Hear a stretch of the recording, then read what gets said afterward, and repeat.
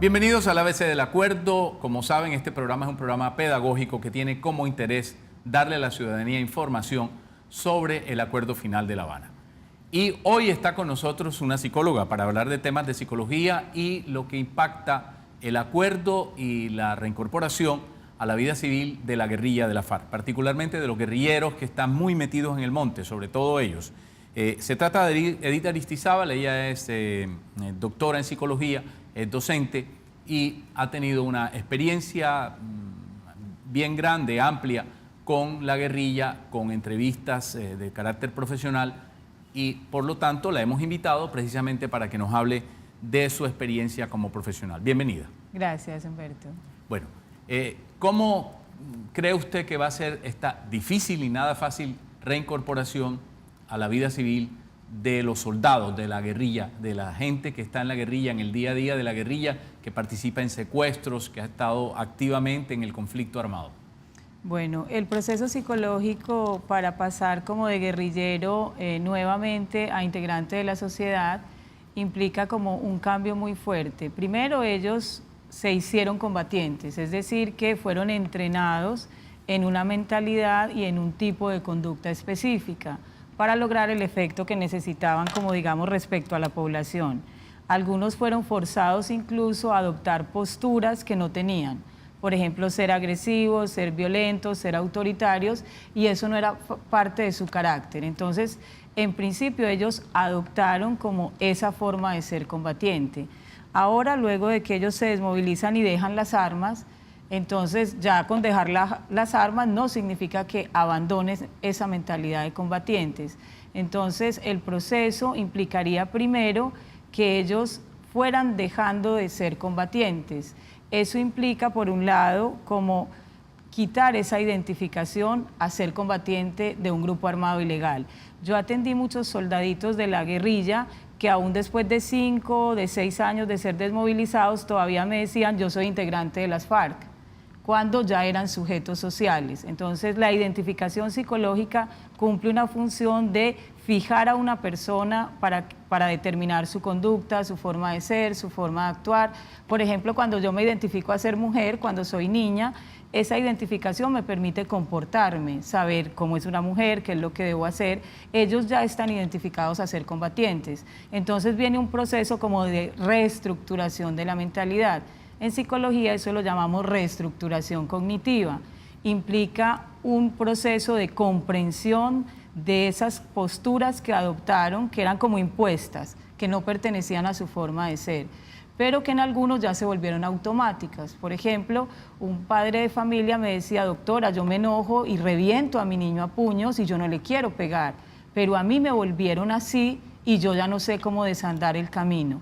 Entonces diríamos que un primer proceso psicológico es el abandono de esa identificación y poder ver qué posturas, qué actitudes, qué formas de ser fueron forzadas o impuestas por el contexto de guerra en el que ya no estarían. Como muchos colombianos, nos vamos a topar con seguridad con muchísimos guerrilleros en nuestra vida cotidiana en los próximos años, gente que se va a incorporar a la vida civil, a la vida laboral, y sin duda no tenemos tampoco nosotros la información ni la formación suficiente para saber cómo debemos comportarnos. ¿Qué le podemos decir a la gente que no es psicóloga, que no tiene ninguna especialización en este tipo de campos profesionales y que debe a tomar o asumir una actitud pasiva y de pronto de entendimiento con estos ciudadanos colombianos que vienen de un proceso armado y de violencia? Sí, yo podría hablarte un poquito desde mi experiencia. Yo trabajé primero durante 14 años con víctimas del conflicto armado colombiano, trabajando la parte de los traumas psicológicos de las víctimas. Alguna vez por ahí, en un programa de atención del gobierno, yo atendí a un hombre que resultó que él era combatiente de un grupo armado ilegal y se había hecho pasar por desplazado para poder volver a su familia. Entonces, cuando yo lo escuché, mi primera sorpresa fue: también tienen trauma. O sea, este señor ha sufrido ser un combatiente, haber sido forzado a ir a la guerra, es un chico que sacaron de su casa, amenazaron a su familia. Entonces, ahí es que yo me di cuenta que eran un hombre y una mujer como los hombres y las mujeres colombianas. Yo creo que es lo primero. El guerrillero adoptó una identificación, pero uno no es una identificación. Por ejemplo, yo no soy psicóloga, yo soy una mujer que se dedica o trabaja en la psicología. Entonces, digamos que poder deslindar para mí misma, que llevaba 14 años atendiendo personas en condición de víctimas de hechos atroces cometidos por ellos, de pronto yo escucho a un hombre sufriendo, oyendo el llanto de las víctimas todas las noches, completamente angustiado, asustado porque se estaba haciendo pasar por desplazado, perseguido por el grupo armado que él dejó. Entonces es eso, es darnos cuenta que un gran porcentaje de la guerrilla fueron chicos y chicas forzados a ir a la guerra, no solamente por un reclutamiento forzado, sino bloqueaban el acceso de los alimentos al pueblo. Él era un tendero, tenía 5 hijos, ¿a qué se iba a dedicar? Si allá no entraba ni una fruta sin el permiso de la guerrilla. Entonces hubo muchas condiciones de forzamiento. Yo he encontrado graves traumas psicológicos en las personas que fueron forzadas a ir a la guerra. Hablo del combatiente normalito, el que se llevaron de su casa siendo chico o adulto joven, o el que le tocó irse porque era lanchero y entonces ahora tenía que transportar a la guerrilla y no había opción de decir que no. Entonces, si nosotros entendemos que hubo un forzamiento por un conflicto que existía, entendemos y comprendemos más el proceso psicológico de estas personas.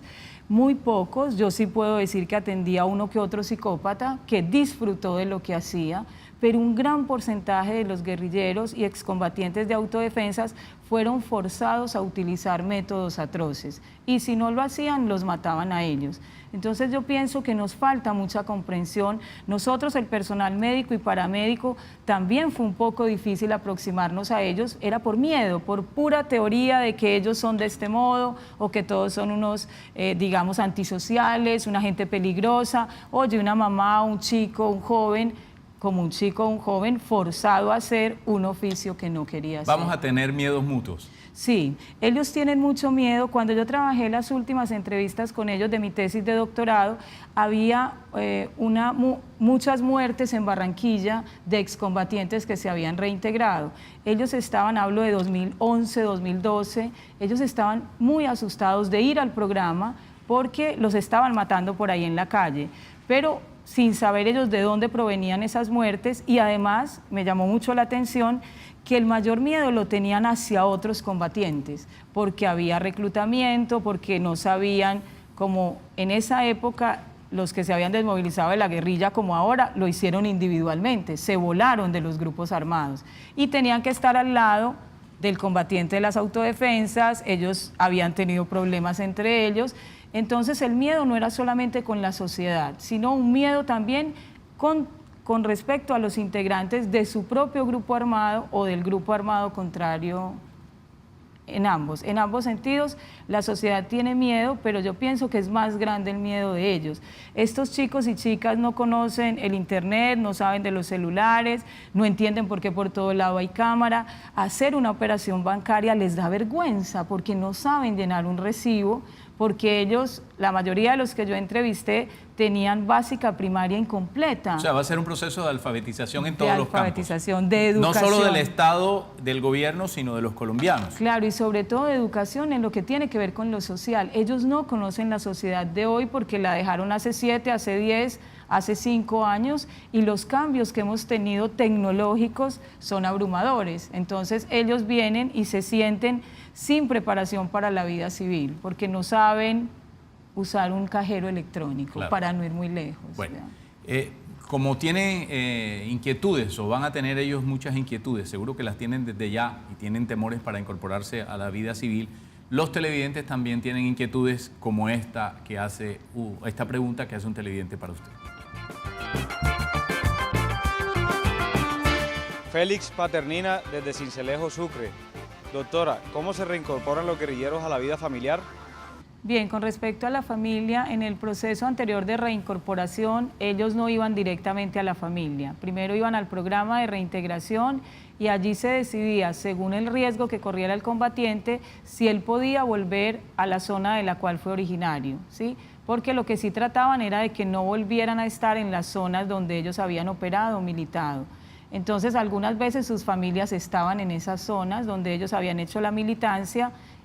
Muchos de ellos estaban separados de su familia o habían formado nuevas familias. ¿Cuál era el proceso cuando ellos llegaban ahí? Ellos me decían, yo ya no sé ser hijo de mi mamá, yo ya no soy hermano, no sé ser padre porque nunca lo he sido. Una chica, por ejemplo, dejó a su bebé, la obligaron a dejarlo y ella encuentra a un hijo de 7 años que no conoce, que no sabe cómo ser mamá de ese hijo y que además a veces adoptan actitudes violentas, comportamientos de forzamiento porque no han ejercido como esa función y se sienten extraños respecto a su propia padre, a su madre. A veces la familia también los recibe como extraños y en un gran porcentaje de casos las familias no tenían idea de lo que ellos hacían. Es decir, para la mamá o para la esposa o los hijos, él era vendedor de dulces de pueblo en pueblo, era lanchero, era tendero, era zapatero, pero ellos no les decían que habían sido miembros, digamos, de grupos armados ilegales, pero cuando ya hay un proceso donde ellos van a dar la cara, como ahora, y van a reconocerse como excombatientes de grupos armados, la mayor dificultad es cómo van a ser padres de los hijos que no han tratado ni conocido, cómo volver a ser el hermano de su hermano. Ese es el mayor reto, que eso ellos lo ven, tienen mucha esperanza de llegar, a veces han encontrado rechazo por parte de la familia cuando se enteran, o con los vecinos todo iba bien y los familiares, porque él estaba trabajando, no se había sabido, de pronto por entrar a la empresa él debe decir que es excombatiente, se dan cuenta y él dice, inmediatamente cambia el ambiente social. Sobre eso hay algo importante que decir, ellos perciben mucha estigmatización y rechazo, pero también se ha comprobado, eso lo pude comprobar en la tesis, en la investigación que hice con ellos, que los que tienen trauma malinterpretan las emociones y el estado mental del otro. Entonces a veces ellos sienten que el otro, o perciben que el otro los rechaza, que los estigmatiza, que los ve como criminales y ellos están malinterpretando las emociones. Para eso hay unas pruebas cognitivas que permiten evaluar el reconocimiento de la emoción y del estado mental del otro, y los que tenían trauma tenían tremendas fallas en la identificación de las emociones. Entonces, aunque es cierto que hay veces hay rechazo y estigmatización, también lo es que ellos pueden estar tergiversando, malinterpretando la actitud de otro. A veces el miedo se confunde con rechazo, con indiferencia, el silencio. Entonces ellos decían, aquí hasta los mismos profesionales reintegradores me tratan a mí como si yo fuera un criminal, me miran feo, no me atienden.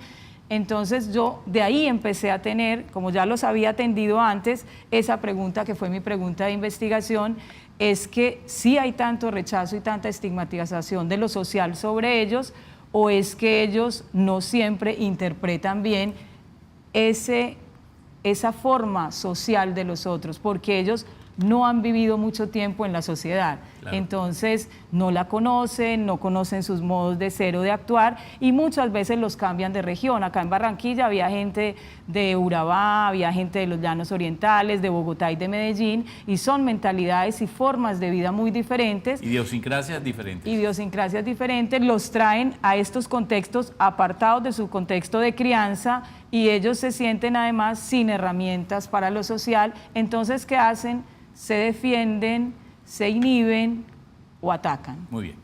Vamos a ir más adelante con otras preguntas de televidentes. Mientras tanto, vámonos a una pausa. Así se verificará que las FARC dejen las armas. Durante 180 días, los miembros de las FARC se ubicarán en 23 zonas veredales y 8 puntos más pequeños y alejados. Naciones Unidas recibirá la totalidad de las armas. Dentro de cada zona habrá de 1 a 4 campamentos y alrededor una franja de seguridad. El mecanismo de monitoreo y verificación permanecerá en toda la zona. En los campamentos solo estarán los miembros de las FARC y allí se ubicará el contenedor donde depositarán las armas. Si los guerrilleros salen del campamento a la zona, deberán hacerlo sin armas y de civil. Si usted vive en estas zonas, tenga en cuenta que no habrá despeje de territorio y todas las instituciones del Estado seguirán ejerciendo sus funciones. Si se presenta una situación de orden público, la policía ingresará en coordinación con el mecanismo de monitoreo. ¿Qué van a hacer los guerrilleros durante 180 días? Tendrán jornadas de documentación y actividades preparatorias para la reincorporación a la vida civil. Estas zonas no son para negociar, son para garantizar el fin del conflicto armado con las FARC.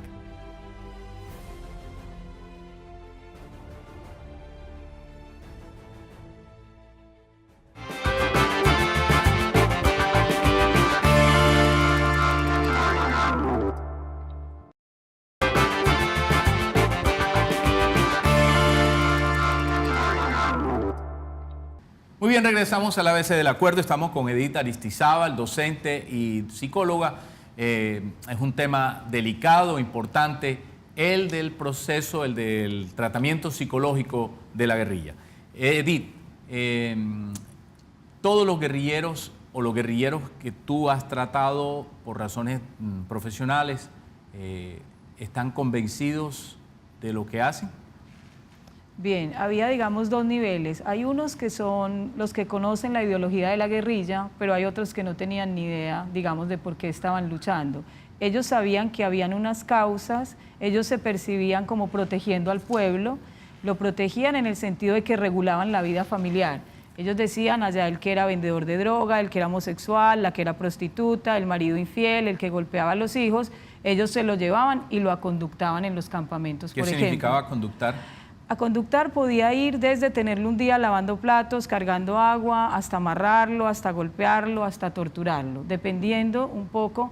Con los que fueron más agresivos, digamos, fue con los homosexuales, particularmente, tanto hombres como mujeres. ¿Había un proceso homofóbico ahí? ¿Había un asunto homofóbico? Sí, tanto en hombres como en las mujeres. Muy fuerte, porque descubrían esto a las mujeres, por ejemplo, había procesos de empalamiento, de violaciones en grupo, para que aprendieran a ser unas mujeres, por ejemplo, o a veces para doblegarlas, para que ellas fueran buenos combatientes. Entonces tenían una hipótesis, yo trabajé sobre las convicciones y las teorías de ellos, la creencia que tenían era una buena mujer combatiente se hace doblegándola sexualmente, y era una práctica regular, según lo que me dijeron a mí, yo puedo decir es lo que me dijeron los excombatientes entrevistados, tanto de la guerrilla como de las autodefensas. Muy bien, vamos con otra pregunta de un televidente.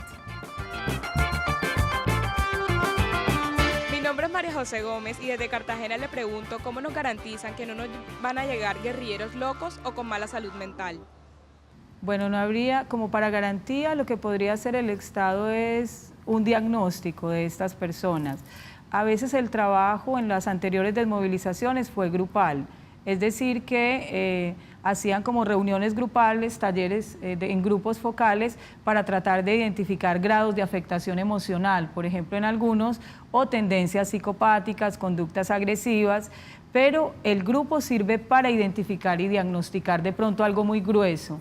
Pero individualmente habría que hacer un diagnóstico con estas personas donde se explorara su pensamiento social, su cognición, sus creencias, su conducta, porque ahí es donde reside la mentalidad del combatiente. Y según la mentalidad que yo tengo, yo actúo. Si no se interviene sobre la mentalidad, sus actuaciones sociales van a ser idénticas cuando lleguen a la sociedad. No van a pedir permiso, no van a hacer una fila, no les gusta tener jefes, todos quieren trabajar en negocios que ellos mismos sean sus jefes, precisamente por la dificultad de regularse en sus actuaciones sociales, porque ellos no han actuado en la sociedad, sino contra esas normas de la sociedad. Muy bien, vámonos a otra pausa, regresamos en un instante en el ABC del Acuerdo. Reforma Rural Integral hacia un nuevo campo colombiano fue el primer acuerdo en la mesa de conversaciones de La Habana. Su propósito es dar bienestar a quienes habitan el campo, como una condición necesaria para construir un país en paz. Acordamos crear un fondo de tierras para distribuir entre campesinos sin tierra o con tierra insuficiente, implementar unos planes a gran escala para proveer bienes y servicios públicos en infraestructura, vías de adecuación de tierras, desarrollo social, educación, salud, vivienda y estímulos a la productividad en todo el país. Y unos programas que se acuerden con las comunidades en las regiones más afectadas por el conflicto y la pobreza. También acordamos un sistema especial de alimentación y nutrición para erradicar el hambre en el campo colombiano. Visita la página mesadeconversaciones.com.co y descarga la app en las tiendas de Android y Apple.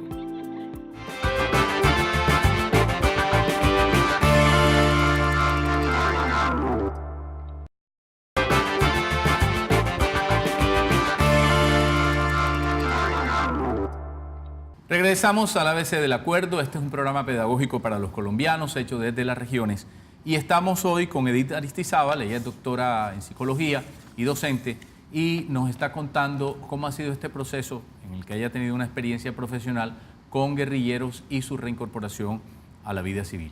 Tenemos una pregunta de otro televidente. Doctor Edith, ¿están aptos los guerrilleros para ser empleados? Había unos que estaban aptos para ser empleados porque habían sido muy buenos combatientes, muy obedientes con sus comandantes y con las tareas que les asignaban. Pero había otros que estaban muy acostumbrados a hacer su parecer, es decir, como les provocara hacer las cosas. Entonces ellos decían dos cosas. Primero, ¿por qué no nos dejan ser guardianes, vigilantes, celadores? Yo tengo experiencia en seguridad y es en lo único que no me dejan trabajar. Eso era algo que les molestaba mucho.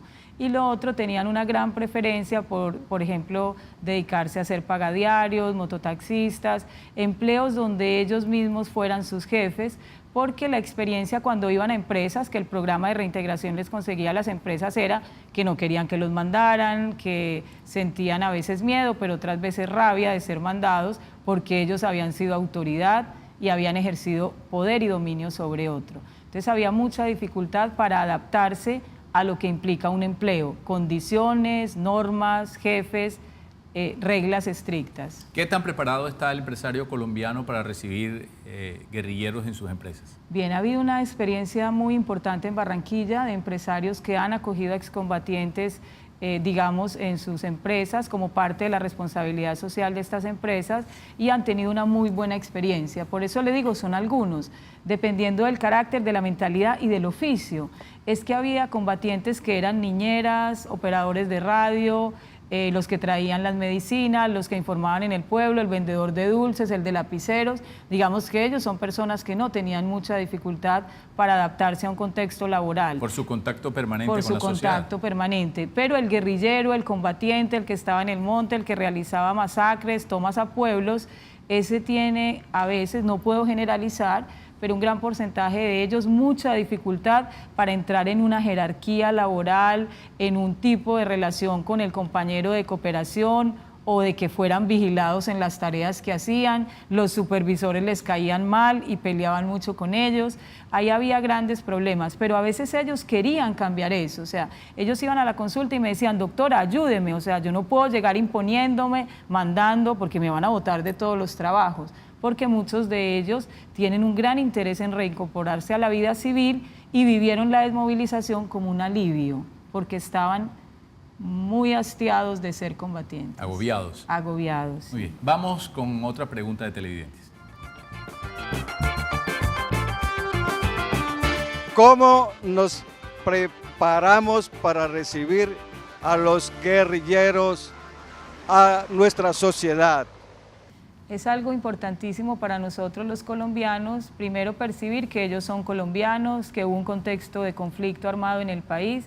Yo pienso que hay mucho desconocimiento y tanto de adultos como jóvenes que no se han involucrado en conocer lo que ha sido el conflicto armado colombiano porque lo han vivido como algo de por allá de la selva, de por allá de la montaña, hasta que les tocó vivirlo por algún acto violento o alguna experiencia extorsiva. Entonces, ese es un aspecto importante. Ahora, a mí me gusta mucho que yo veo al joven, al adulto, a la persona de la calle, muy interesada en conocer y en enterarse de lo que ha sido el conflicto armado. Pienso que entonces ahí nosotros como docentes de universidades, como academia, tenemos un programa fundamental que realizar con la sociedad. Es decir, enseñar al chico, a la chica, al maestro de escuela, al profesor, al empleador, cómo acoger estas personas, siempre recordando que es un hombre, una mujer, un niño, una niña, un joven, un chico que se vio inmerso en un contexto de guerra, que está en mucha desventaja en comparación con el ciudadano y que hay que ayudarle en muchos aspectos que ellos no tienen conocimiento ni preparación alguna. Dada esta firma del acuerdo final el 26 de septiembre, podemos considerar que el colombiano va abriéndose más a este sector de ciudadanos que estaban vinculados por la fuerza o porque ellos quisieran a la guerrilla. Si yo te hablo un poquito de la experiencia de 8 años que llevo trabajando, digamos, con los excombatientes en diversos proyectos de investigación, te puedo decir que la apertura de las personas hoy es otra, que hace 7, hace 5 años no los querían ni ver, que no los emplearan ahí. Hubo gente que se retiró de sus empleos cuando los excombatientes llegaron a trabajar allí y empleadores que al enterarse también los botaban de sus puestos de trabajo. Pero eso fueron experiencias de muchos años atrás, hoy es diferente. Hoy yo pienso que como país estamos en una apuesta por construir una nueva sociedad, una sociedad más inclusiva que tenga en cuenta pues a todos los colombianos, porque todos somos colombianos. Muchísimas gracias, Edith, por estar con nosotros en el ABC del Acuerdo. Bueno. A ustedes, televidentes, los vemos mañana.